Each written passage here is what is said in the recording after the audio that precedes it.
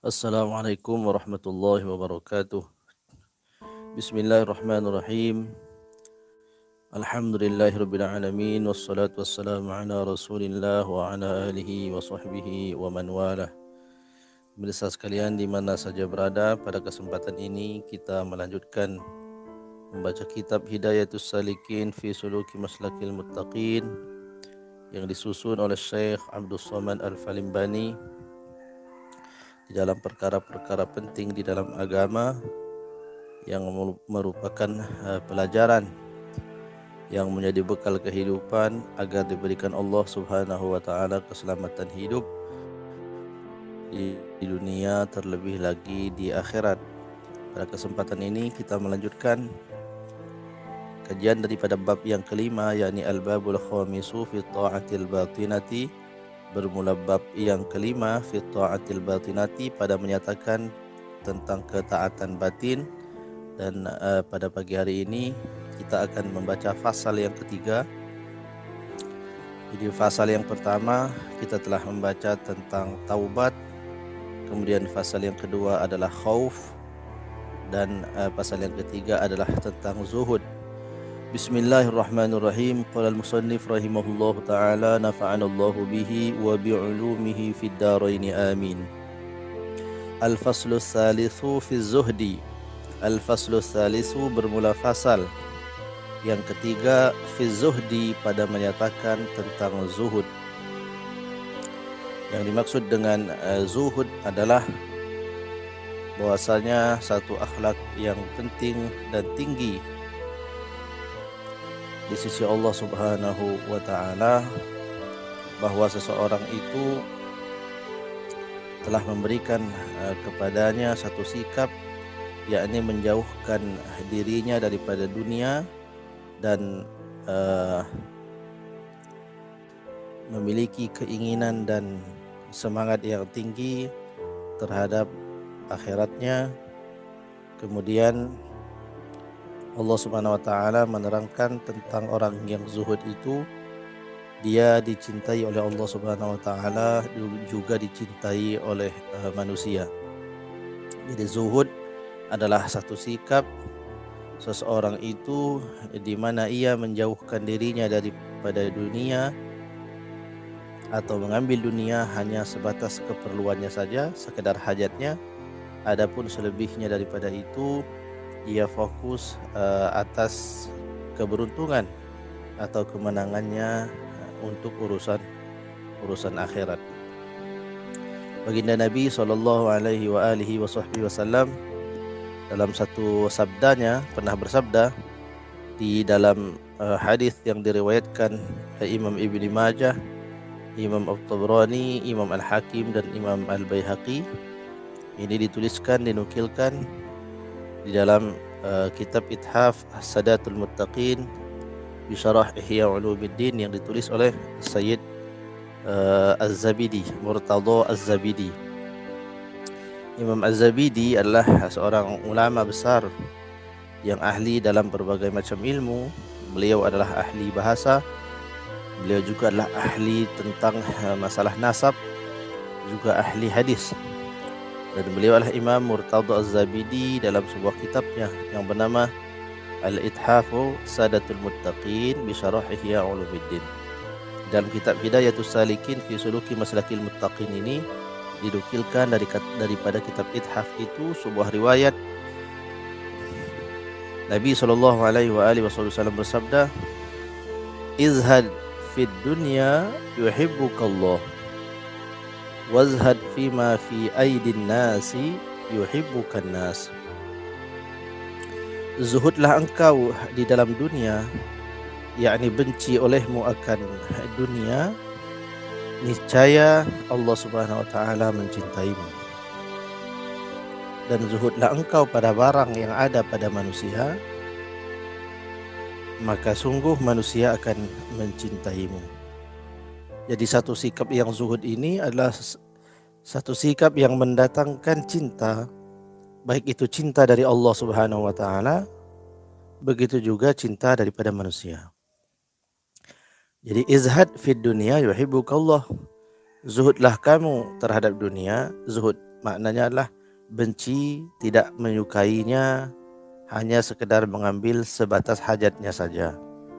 Hajat apa yang ia butuhkan di dunia, itu sajalah yang ia ambil, adapun sisa daripadanya ia sisakan untuk akhiratnya.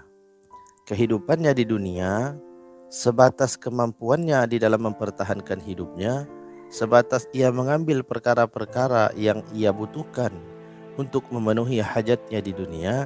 Selebih daripada itu yang ia pikirkan adalah akhirat. Atau ketika dunia itu berada di tangannya, maka ia mengambil dan memanfaatkan dunia itu untuk kepentingan akhiratnya. Sementara dunia itu sama sekali tidak ia letakkan ke dalam hatinya, sehingga ia menjadi orang yang tamak terhadap dunia, sehingga ia menjadi orang yang cinta terhadap dunia, sehingga ia menjadi orang yang sombong kepada orang lain disebabkan kelebihannya di dunia. Jadi izhad fid dunya yuhibbukallah. Barang siapa yang mampu meninggalkan dunia ini, membuang dunia dari dalam hatinya, maka Allah Subhanahu wa taala akan mencintainya. Jadi cara untuk mencintai Allah Subhanahu wa taala adalah tidak mencintai dunia, yakni dia zuhud terhadap dunia itu. Wazhad fi ma aidin nasi yuhibbukan nas. Dan zuhudlah kamu terhadap apa-apa yang ada di tangan manusia, maka manusia itu akan mencintaimu. Maknanya seseorang itu tidak menghiraukan apa yang dimiliki oleh orang lain. Ketika orang lain diberikan apa saja dalam bentuk kekuasaan duniawi, apakah itu dalam bentuk harta, apakah itu adalah kedudukan, apakah itu adalah jabatan, apakah itu adalah kemasyhuran di dunia, sehingga ia menjadi orang yang dihormati. Ketika ia melihat orang yang seperti itu, dia tidak menghiraukannya. Apa makna tidak menghirau? Pada perkara-perkara yang ada di tangan manusia itu, ketundukan hatinya hanya kepada Allah Subhanahu wa taala.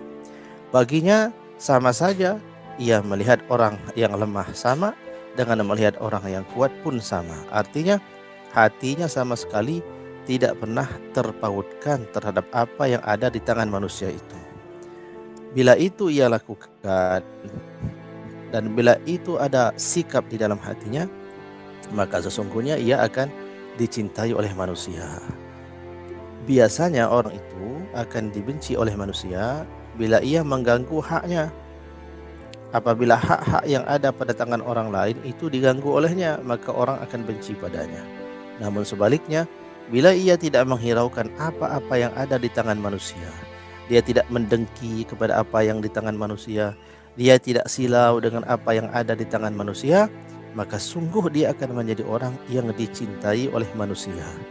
Jadi dua kunci daripada orang itu dicintai Allah dan dicintai manusia adalah ia zuhud terhadap apa-apa yang ada di tangan mereka itu. Kalau dia zuhud terhadap dunia, maknanya di hatinya tidak ada kecintaan terhadap dunia. Dunia itu biasa-biasa saja, tidaklah membuatnya terlalu bergembira, tidak juga membuatnya terlalu sedih. Tetapi dunia itu baginya adalah bekal. Maknanya ia mengambil dunia itu hanya sebatas hajatnya saja untuk kepentingan-kepentingan hidupnya. Adapun selebihnya tidaklah ia tamak terhadap dunia. Jikalau ada sikap itu di dalam hati seseorang, maka Allah akan mencintainya. Dan bila ia tidak menghiraukan perkara-perkara apa yang ada di tangan manusia, dia tidak iri, dia tidak mendengki, dia tidak silau dengan kemegahan dunia yang ada di tangan orang lain, maka ia akan menjadi orang yang dicintai oleh manusia. Nah, baginda Nabi SAW juga bersabda di dalam hadis yang diriwayatkan oleh Imam Ad-Dailami fi musnadihi, di dalam musnad Imam Ad-Dailami. Baginda Nabi SAW, "Idza aradallahu bi'abdin khairan zahadahu fid dunya wa raghabahu fil akhirati wa bassarahu bi'uyubi nafsihi." Idza aradallahu bi'abdin, apabila menghendaki akan Allah Ta'ala dengan hambanya akan kebaikan, yakni apabila Allah menghendaki kebaikan pada seorang hamba, zahadahu fid dunya, niscaya ia Allah Subhanahu wa taala akan menumbuhkan sikap benci di dalam hati manusia itu kepada dunia. Maknanya Allah Subhanahu wa taala akan menghilangkan kecintaan seseorang itu terhadap dunia. Itulah salah satu ciri daripada ketika Allah menghendaki seorang hamba itu menjadi seorang hamba yang baik. Iza aradallahu bi'abdin khairan zahadahu fid dunya. Apabila Allah Subhanahu wa taala menghendaki kebaikan ada pada diri seorang hamba, zahadahu fid dunya, maka Allah akan jadikan ia zuhud terhadap dunia. Wa raghabahu fil akhirah, dan menjadikan orang tersebut semangat di dalam masalah akhiratnya.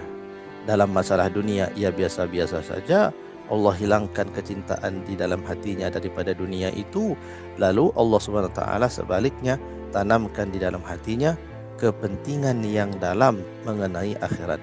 Wa bassarahu bi'uyubi nafsi, dan Allah Subhanahu wa taala akan menunjukkan baginya itu, melihatkan akan dia akan aib dirinya sendiri.